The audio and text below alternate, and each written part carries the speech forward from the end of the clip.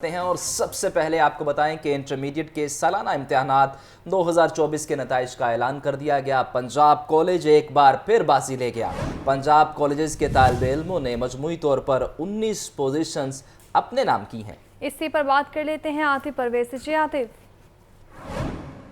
جی بالکل، لاہور تعلیمی بورڈ کی جانب سے نتائج کا اعلان کر دیا گیا ہے انٹرمیڈیٹ کے، اور سٹیج پہ ہم موجود ہیں اور یہاں پر جو اکثریتی بچے ہیں ان کا تعلق پنجاب کالجز سے ہے۔ بڑی تعداد میں بچوں نے جو ہے پنجاب کالج میں انہوں نے شاندار نتائج کا مظاہرہ کیا ہے۔ ہمارے ساتھ پوزیشن ہولڈرز موجود ہیں جنہوں نے انٹرمیڈیٹ میں پوزیشن حاصل کی اور اکثریتی پنجاب کالجز ہیں، تو بچوں سے بات کرتے ہیں، پوزیشن ہولڈر سے کیا کہیں گے آپ نے پوزیشن حاصل کی ہے؟ الحمدللہ، سب سے پہلے اللہ تعالیٰ کا شکریہ کہ انہوں نے مجھے اتنی بڑی کامیابی سے نوازا۔ اس کے علاوہ پیرنٹس کا بہت بہت شکریہ، فرینڈس کا بہت بہت شکریہ جو میری ہر مشکل میں میرے ساتھ رہے۔ اس کے علاوہ میرے ٹیچرز کا بہت بہت شکریہ، پنجاب کالج کے ٹیچرز کا بہت بہت شکریہ کہ انہوں نے ٹیسٹ جس طرح کے بنائے، ٹیسٹ چیکنگ جس طرح کی تھی کہ بورڈ کے معیار کے مطابق ہماری ٹیسٹ چیکنگ ہوئی، تو اس نے بہت بڑا ایک پیوٹل رول پلے کیا میری کامیابی میں۔ بالکل، جو ٹیسٹ سسٹم تھا وہ شاندار تھا، اس نے کامیابی میں اہم کردار ادا کیا۔ آپ نے آئی سی ایس میں لاہور بورڈ میں ٹاپ پوزیشن حاصل کی، کیا کہیں گے؟ سب سے پہلے تو اللہ کا بہت بہت شکر، بہت خوشی محسوس ہو رہی ہے۔ دوسرا میرے والدین اور اساتذہ کرام کا بہت بہت میں شکریہ ادا کرنا چاہوں گی، اور خود کا بھی، کیونکہ خود کی بھی محنت ہے۔ باقی اللہ کا شکر ہے۔ آپ کیا کہیں گی پنجاب کالج کیسی تیاری کرتا ہے کہ زیادہ تر پوزیشن جو ہے وہ بچوں پنجاب کالج سے ہی آتے ہیں؟ میں نے فرسٹ پوزیشن حاصل کی ہے الحمدللہ ہیومینٹیز گروپ میں، اور اللہ تعالیٰ کا شکر ہے کہ اس نے مجھے کامیابی دی، اور پھر پنجاب کالج کا جس نے ہیومینٹیز کو بھی اتنی امپورٹنس دی جتنی باقی سب گروپس کو۔ بالکل، ہیومینٹیز کو بھی اتنی اہمیت دی جاتی ہے۔ آپ کیا کہیں گی اس کامیابی پر، کیسا لگ رہا ہے؟ الحمدللہ بہت اچھا لگ رہا ہے۔ میں بہت زیادہ تھینکفل ہوں اپنے پیرنٹس اور پنجاب کالجز کے لیے، اور سب سے بڑھ کر اللہ کے لیے کہ جو اتنی بڑی کامیابی مجھے ملی۔ Thank you. بالکل، پنجاب کالج کا کردار اس میں اہم رہا۔ آپ اس کامیابی کے اور جو ٹیچرز کی یہاں پر کس ڈیڈیکیشن ہوتی ہے اس سے پوزیشن جو ہے وہ یقینی ہو جاتی ہے؟ جی بالکل، میں بہت شکریہ ادا کرنا چاہوں گی اپنی انسٹیٹیوٹ کا۔ وہ بہت سپورٹیو، سارے ٹیچرز، سارا اسٹاف بہت سپورٹیو ہے، اور ایبیلیٹیز کو کس طرح گروم کرنا ہے بچوں کی، دے نیو اٹ بیٹر، اور میں بہت خوش ہوں الحمدللہ۔ بالکل، یہاں پر ٹیچرز جو ہیں وہ بھی بڑی تعداد میں جو اپنے جو اسٹوڈنٹس ہیں ان کی کامیابیوں کو سیلیبریٹ کرنے کے لیے موجود ہیں، اور جو آج کی تقریب بھی تھی اس میں جو پوزیشن ہولڈرز ہیں ان کو میڈل بھی دیے گئے، اور مجموعی طور پر پنجاب گروپ آف کالجز کی جو طلباء و طالبات ہیں انہوں نے 19 کے قریب پوزیشن حاصل کی ہے۔ جی آپ کا شکریہ عاطف۔ اس بارے آپ کو بتائیں کہ وزیر اعلیٰ کی انٹرمیڈیٹ امتحانات کے پوزیشن ہولڈرز کو مبارکباد، کامیابی حاصل کرنے والے طلباء کے لیے نیک خواہشات کا اظہار کیا ہے، جبکہ وزیر اعلیٰ پنجاب مریم نواز کا مزید کہنا ہے کہ بچوں پر فخر ہے، پوری قوم ان کے لیے دعا گو ہے۔ وزیر اعلیٰ کی جانب سے کہا گیا کہ پوری قوم ان کے لیے دعا گو ہے۔ انٹرمیڈیٹ امتحانات کے پوزیشن ہولڈرز کو وزیر اعلیٰ پنجاب مریم نواز کی جانب سے مبارکباد دی گئی ہے، اور وزیر اعلیٰ نے تمام طالب علموں کے لیے نیک خواہشات کا اظہار بھی کیا ہے۔ ان کی جانب سے کہا گیا کہ پوری قوم ان کے لیے دعا گو ہے اور ہمیں ان تمام بچوں پر فخر ہے۔ تیفی بٹ کے بہنوئی جاوید بٹ کے قتل کا معاملہ، ایف آئی آر میں نامزد ملزمان امیر فتح کیسر بٹ کا نام پی این آئی ایل لسٹ میں ڈال دیا گیا۔ امیر بالاج ٹیپو کے بھائی امیر موصف کا نام بھی پی این ایل آئی لسٹ میں ڈال دیا گیا ہے۔ آئی جی پنجاب نے ملزمان کے نام پی این آئی ایل لسٹ میں شامل کرنے کی سفارش کی۔ اسی پر بات کر لیتے ہیں مدثر حسین سے۔ جی مدثر۔ جی بالکل، تیفی بٹ کے بنوئی جاوید بٹ کو جو ہے وہ ایف سی انڈر پاس کے قریب جو ہے وہ 2 روز قبل قتل کیا گیا تھا۔ اب اس کیس میں جو ہے وہ مزید پیش رفت سامنے آئی ہے کہ ایف آئی آر میں نامزد ملزمان امیر فتح اور کیسر بٹ کا نام جو ہے وہ پی این آئی لسٹ میں ڈال دیا گیا ہے۔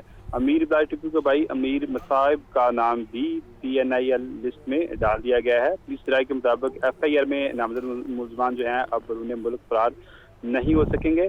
آئی جی پنجاب ڈاکٹر عثمان انور نے ایف آئی اے کو ان ملزمان کا نام پی این آئی ایل لسٹ میں شامل کرنے کی وہ سفارش کی تھی، اس کے بعد جو ہے وہ ان کے نام پی این آئی ایل لسٹ میں شامل کیے گئے ہیں۔ اب جو ہے وہ بیرون ملک یہ جو ملزمان ہیں وہ فرار نہیں ہو سکیں گے۔ پولیس رائے کا یہ کہنا ہے کہ وقوع میں ریکی کرنے والی ایک کو بھی پولیس نے کیمروں کے ذریعے جو ہے وہ ٹریس کیا ہے۔ گاڑی میں سوار افراد جاوید بٹ کی جو ہے وہ ریکی کر رہے تھے۔ گاڑی کس کے نام پر ہے اور اس حوالے سے پولیس نے ایکسائز سے بھی جو ہے وہ رابطہ کر لیا۔ اس حوالے سے پولیس حکام کا یہ کہنا ہے کہ اس کیس کی پہلوں پر جو ہے وہ تحقیقات کی جا رہی ہے، اور پولیس کا یہ کہنا ہے کہ جو آپ کا شکریہ مدثر۔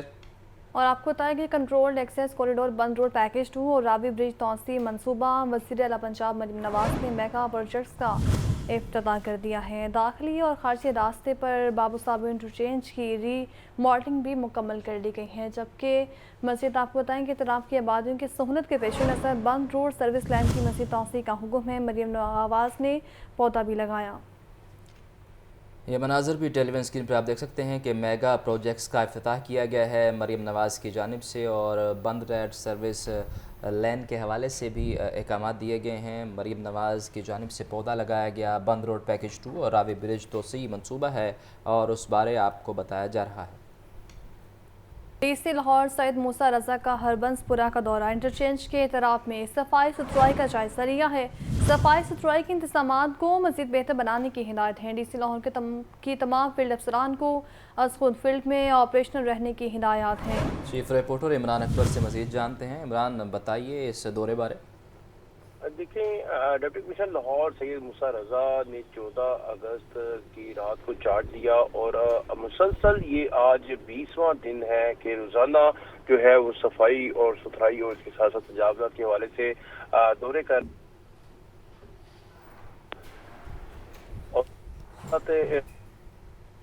آپ کا شکریہ عمران۔ صفائی ستھرائی کے انتظامات کو مزید بہتر بنانے کی ہدایت کی گئی ہے ڈی سی لاہور کی جانب سے۔ یہ مناظر بھی آپ دیکھ سکتے ہیں کہ ڈی سی لاہور سید موسیٰ رضا کا ہربنسپورہ کا دورہ ہے اور انٹرچینج کے اطراف میں صفائی ستھرائی کا جائزہ لیا گیا ہے اور متعلقہ حکام کو اس حوالے سے احکامات بھی جاری کیے گئے ہیں۔ ڈی سی کی جانب سے مختلف علاقوں کے دورے کیے جا رہے ہیں اور صفائی ستھرائی کے انتظامات کا جائزہ لیا جا رہا ہے۔ بڑھتی ہوئی مہنگائی کے باعث زرعی شعبہ بھی مشکل میں، 2 اہم کھادوں کے استعمال میں مایوس کن حد تک کمی ریکارڈ۔ گزشتہ برس کے مقابلے یوریا کھاد کا استعمال 14% کم ہو گیا۔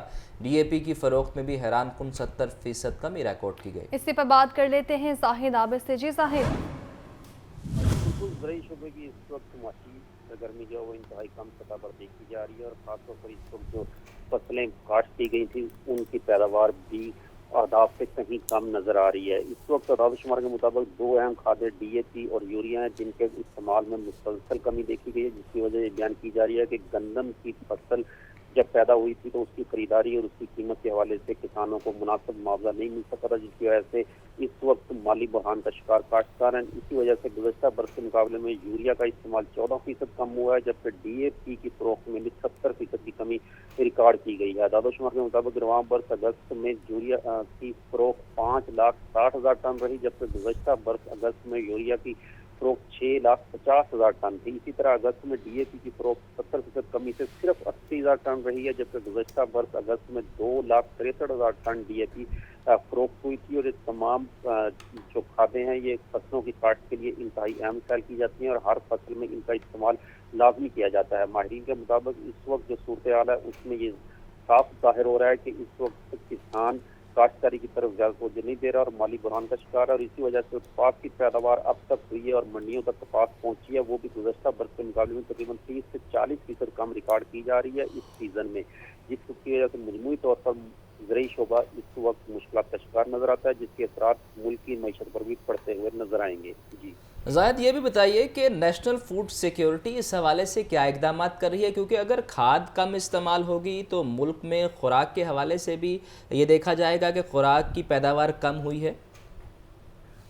جی بالکل، جس وقت گندم کی فصل آئی تھی تو حکومت کی جانب سے گندم کی خریداری کا عمل روک دیا گیا تھا اور تمام نجی شعبے کے حوالے کر دیا گیا تھا۔ اس وقت ہی زرعی ماہرین کی جانب سے اس خدشے کا اظہار کیا جا رہا تھا کہ کسانوں کو مناسب معاوضہ نہ ملنے کی وجہ سے گندم کے بعد جو فصلیں کاشت ہونی ہیں ان کی پیداوار میں شدید طور پر کمی ہوگی، کیونکہ گندم کے جو پیسے ہوتے ہیں وہ آنے والی فصل کے لیے استعمال کیا کرتا ہے کسان۔ اس وقت یہی صورتحال ہے کہ کپاس اور دیگر جو فصلیں ہیں ان کی پیداوار میں اس طرح دلچسپی نہیں لے سکا کاشتکار جیسا کہ پہلے لیتا تھا، اس کے پاس کیونکہ سرمایہ کی کمی تھی، اور اب یہی صورتحال اس وقت مارکیٹ میں نظر آ رہی ہے، اور اس کی وجہ سے خاص طور پر جو ٹیکسٹائل سیکٹر وہ پہلے ہی خدشات کا اظہار کر چکا ہے کہ اگر کپاس کی پیداوار کم ہوتی ہے، جیسا کہ اس وقت ظاہر ہو رہا ہے کہ اب تک جو چنائی ہوئی ہے وہ گزشتہ برس سے تقریباً 30% کم چنائی ہوئی ہے اور مارکیٹ میں کپاس کم پہنچتی ہے، جس کی وجہ سے ٹیکسٹائل سیکٹر بھی دباؤ میں آئے گا، اور یہ پورا ایک ایسا سرکل ہے کہ جس میں زرعی شعبہ اگر دباؤ میں آتا ہے تو تمام انڈسٹری خاص طور پر ٹیکسٹائل سیکٹر بھی دباؤ میں آئے گا، اور معاشی سرگرمی جو کہ پہلے ہی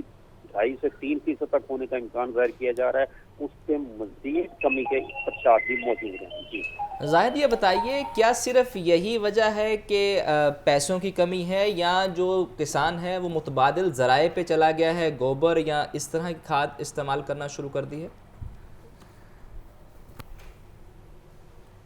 आपका बहुत शुक्रिया ज़ाहिद, आप हमें तफसीलन आगाह कर रहे थे।